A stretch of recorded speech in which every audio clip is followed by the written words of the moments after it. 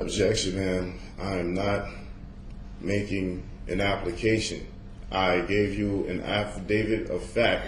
It is your duty to dismiss this case because this court has no jurisdiction, and the complaint warrant, according to the governing rules of the courtroom for the state of New Jersey, hasn't been signed.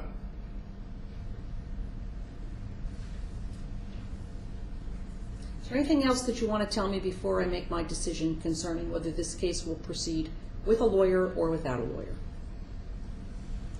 I would like to say for the record that jurisdiction hasn't been proven. I agree with you. I agree with you that you have raised that issue and it needs to be resolved. And the record shall so reflect that you have raised it and that I have told you that.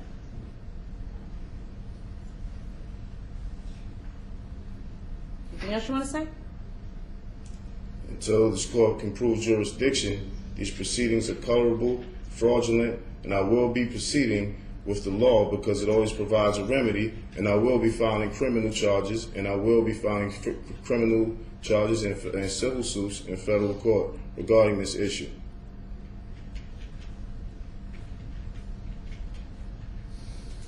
Anything else you want to say?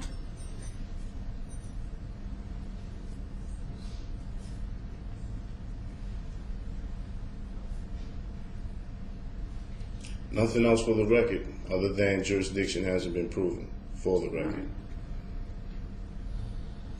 And I'm here under threat, duress, and coercion.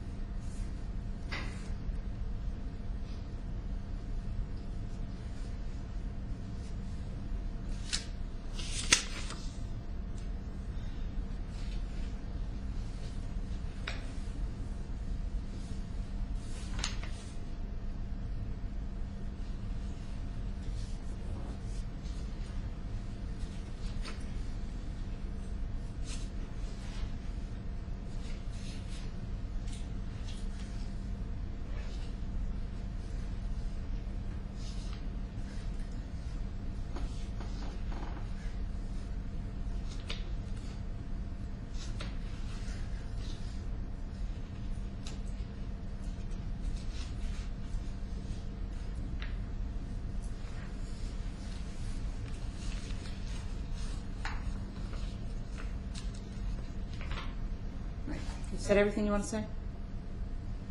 I've long ago concluded, ma'am. Okay. I'm going to render my ruling now then. On April 22nd, 2008, an indictment was filed or was handed down by the grand jury. And the title of the indictment, and it's indictment 2008-04-0441. And the caption of the indictment is the State of New Jersey versus Brandon Casimir, also known as Cheyenne M. Casimir L. There is another defendant, Cornell C. Dixon, also known as Colonel Chauncey L., also known as Cornell Hall. I'm not Brandon Casimir.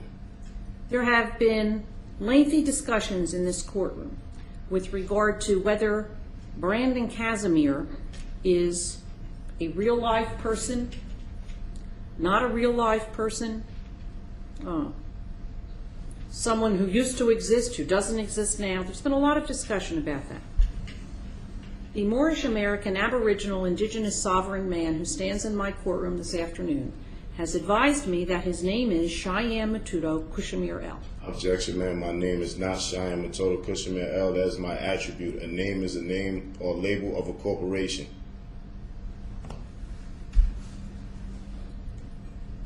Well, this is a new piece of information.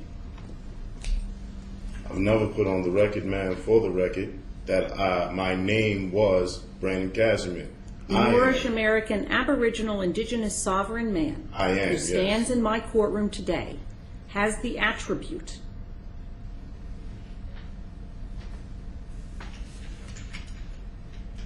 Cheyenne Matuto Kushamir L.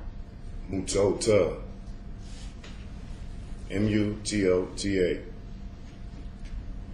The issue in the hearing today, and when I say today, it has been continued several days, is whether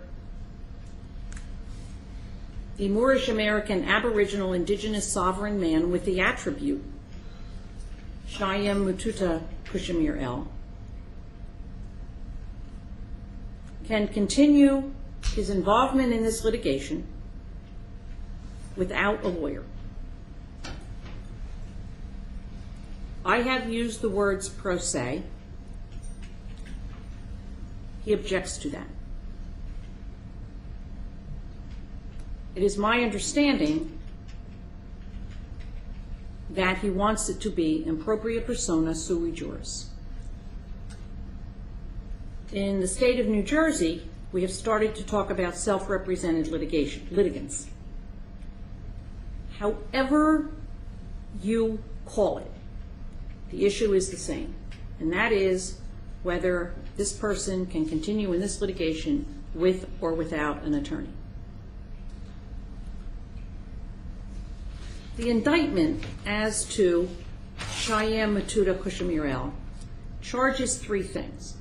In count one, it charges possession of a controlled dangerous substance, to wit cocaine, out of an incident that arose in Mount Laurel on October 24, 2007. It further charges, in count two, third-degree false documents, and alleges that there were, it alleges in the indictment a fraudulent U.S. Department of State public minister credential in the name of Chief Minister Cheyenne M. Kushamir L. as a means of verifying a person's identity. Objection, ma'am. And there is the same allegation made in count three, except that it is a fourth-degree crime. Objection. That indictment does not say Cheyenne Kushamir L.